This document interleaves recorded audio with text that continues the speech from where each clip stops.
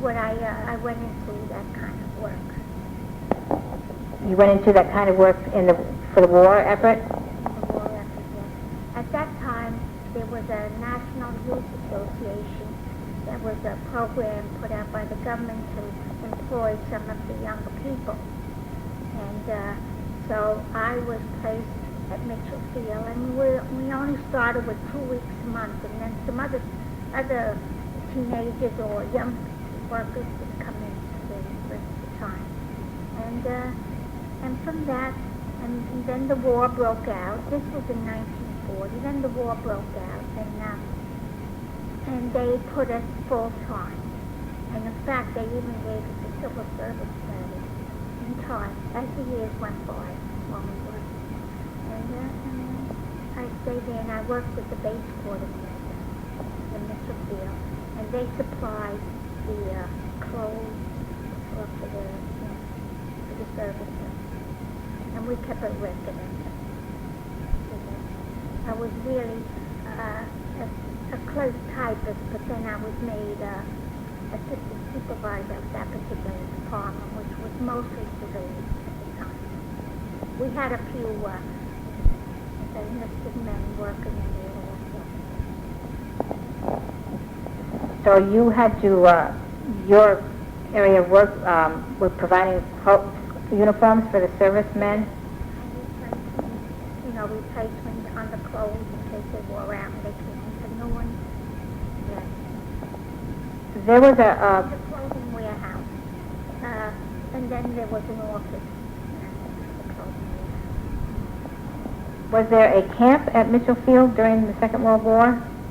Well, it didn't say, it wasn't really a camp in effect like a camp. It was buildings, it was permanent buildings. They're all brick buildings there.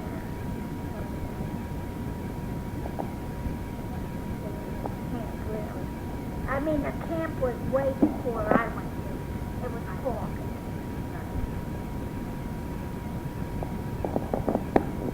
So you started working there right after getting out of secretarial school, you said, but it was only part-time at the beginning. And you lived at home with your family during that time? Yeah, I was single and I lived at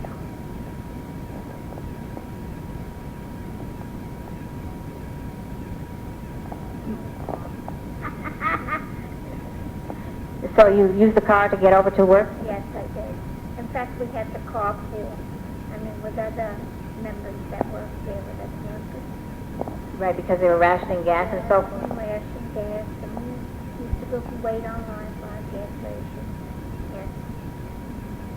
And they were given right on the premises, too. Like, not right in that building, but in the area. Yes, yes. That's how it is. Yes, maybe. And you said you became supervisor of... Yeah. Did you enjoy that work? Stock record department. That was the stock record department. So you kept track of how much, and how many uniforms were available, that type of thing? Did you make friends with the people that you worked with, or? Yes, we went out occasionally to dinner. And of course, when people retired, actually, we had parties too. So it was a nice, in fact, a few romances came out of that, not mine, but there were 2 marriages anyway. Yeah. They met, the girls met the boys there. How did you feel about the war? Oh, the war was really very sad for me because I had 2 brothers in there, and my future husband was in there. And a couple of cousins, and I had one of the cousins really died. He was in the submarine, and when they bombed the submarine, they killed him. So that must have been a quite stressful time for you. Yeah. Did your brothers return safe? They all In what other ways did the war change your activities or habits? You mentioned gas rationing. Was there other things?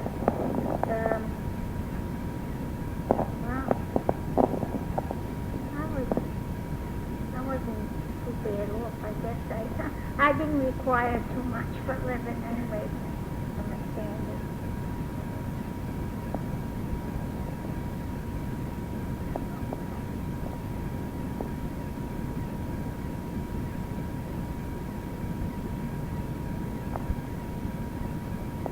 You mentioned going out to dinner and that sort of thing, social activities with people. Activity. And then and we used to have reunions with the employees that were there. We kept in touch. So through the years you kept in touch with many of the people? And we did. Do many of them still live around here, or did they move away? One did, and a few died.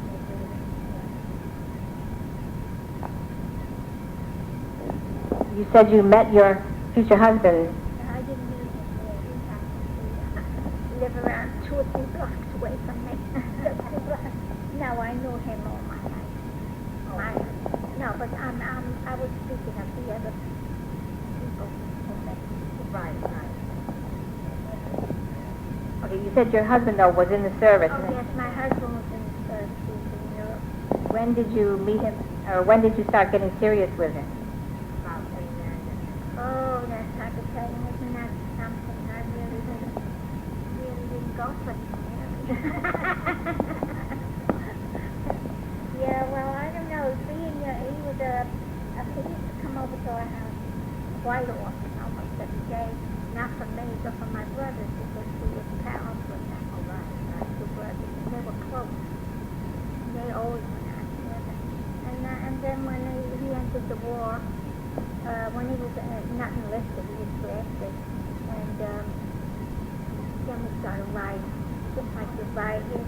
We rode to many servicemen, so, and with that, then it started to warm up a little bit, and then when he came back, my brother and my husband, we went on a date. It started there.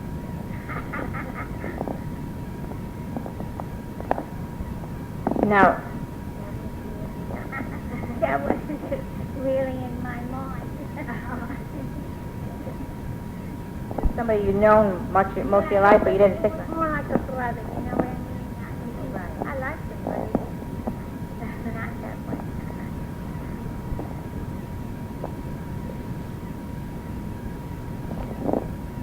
Do you think, there's a question here, do you think that medical care changed because of the war? Medical care, you mean medical, doctors. Oh, the doctors, yeah. Well, I don't know, but they didn't even have a plan. Yeah. Right. At the time. Right. And naturally, they never went to doctors at the time either. Only if you were sick, or not even? Oh, yeah, well, you know how the doctors used to come to the home.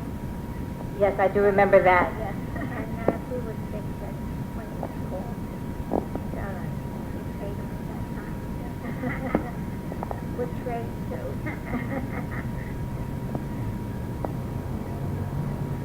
Did you have worthwhile experiences because of the war?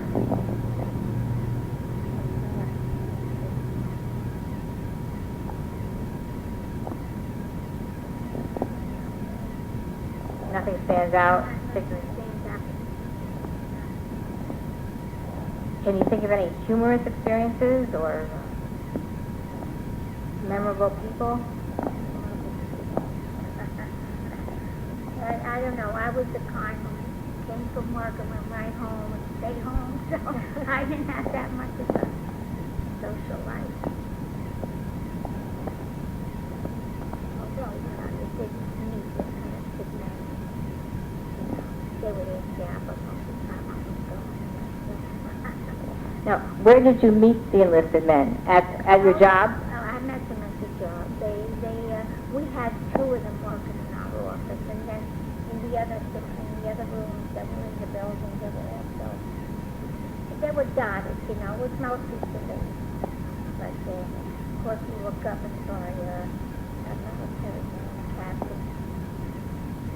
Now, the clothing that was there was shipped out to the men where they needed it, or did... I didn't work in the warehouse, because that was a separate unit altogether.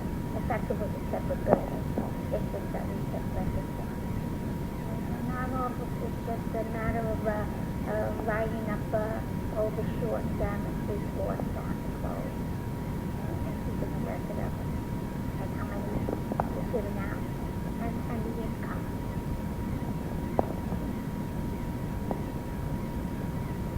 Now, we mentioned gas rationing before. Were there other shortages that you had to deal with? There were coffee shortages at the time.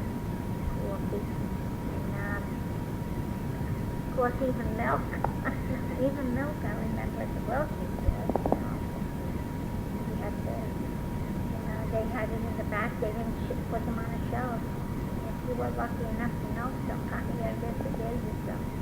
But I've seen some of these ration books. Did you have? yes, I had rations Yeah, you had to use those to buy. for the gas. Well, they had it all figured out anyway for the rations. Like it was for work. It wasn't really for social. If you had to go to work, then you got your stamp. Wow. Well, I don't know if they did it all. Well, they might have did it a little extra maybe, but it was mostly to go back and forth from work. Did they have recycling of rubber or grease or other items during the war? Yes, I think they did, but I didn't do too much recycling. I remember we even say foil at the time. I don't know why we was making foil.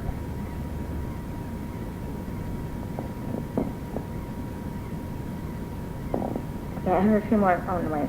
This is something else.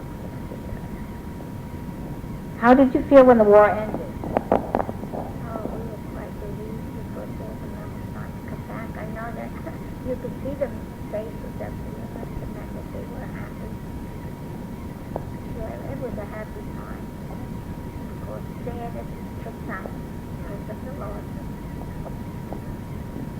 Did they have a parade or anything here in Westbury when they came back?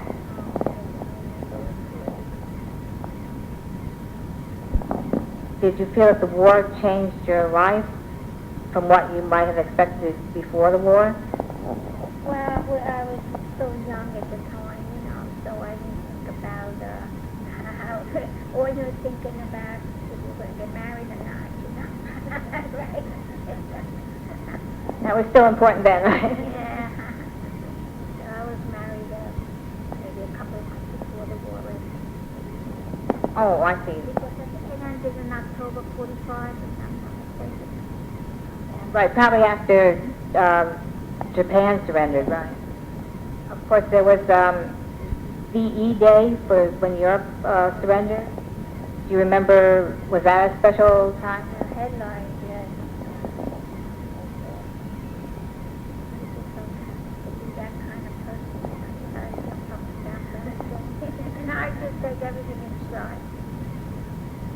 Do you attend any memorials or anything over the years commemorating the war? Or I know they have a parade here in Westbury every Memorial Day. Do you take part in that at all? Or? Because I don't belong to an organization. Did you, now after the war was over, I suppose that job ended at Mitchell Field, or? They did end, but in my case, I left on my own because I was concentrating things. I see. And so, so you started your family then after you married your husband. Yes. How many children did you have? Actually, 47. No, he was born. I was 45 when I told him I said right after the war. He was born in 47. And I worked until 47.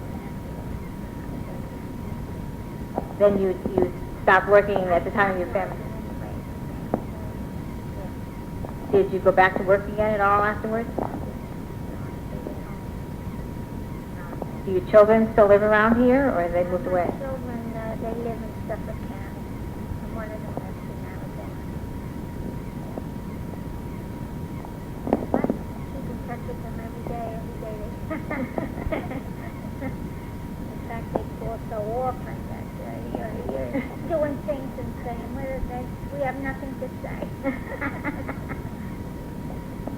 That's by telephone, not computer at this point. Yes. Is there anything you would like to tell me further about your wartime experience?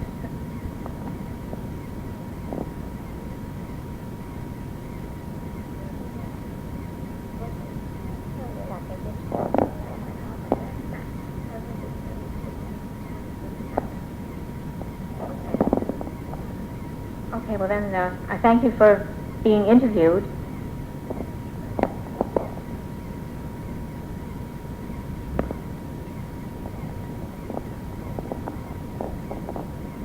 Just to ask you a few more questions, since you were just telling me about what you're doing nowadays, would you repeat again into the microphone what you just told me? Yes, well, presently, I joined the Senior Citizen Center in 1986, and I've been busy every day. In fact, I get messages on my recorder at home from my children, and they all say, "Mom, you're never home," and they call and they say, "You're never home," and I'm here almost every day, and I got into exercises, and I do ceramics and crafts, and do beading. Like recently, I'm just making some beading bracelets, and we sell these items at the bazaar for a fundraiser, so that helps a lot. And I belong to the Historical Society of Republican Club, and also to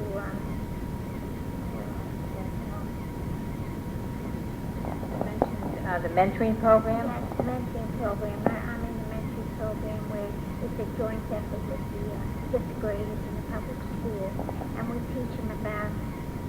They write a little biography on Westbury,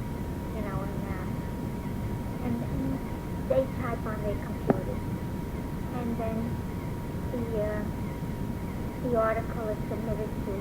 It's picked, and there's a few winners are picked out of that group, and there's a number of people, maybe 25 mentors that are doing this work, and we go maybe twice a week, and yes, we go to the school as well as it does twice a week, and we help the children write these articles on Westbury, and they're learning about the history of Westbury, and it keeps repeated every year. In the beginning, we started with states, picking out a state, and they wrote about the state. But now we decided to go into Westbury, the history, and I think it's better for the living here to know about the history of Westbury. And then the winners are picked, three of them, and then they're submitted to the Board of Trustees, and the mayor, and then they have a little ceremony after that, after they pick the one winner of each class, and the children receive a dictionary from the village, so they're happy about that. And this is given out on their graduation day in June. That's what I've been doing for this. I've been very busy. Yes, it seems that you're keeping very busy now, Oh, yeah, but that's good. That's all the exercise. And that exercise. Yes, exercise. Sounds like fun, so I'll be looking forward to being a senior citizen here. That's very good. Thank you again. Thank you very much for being interviewed.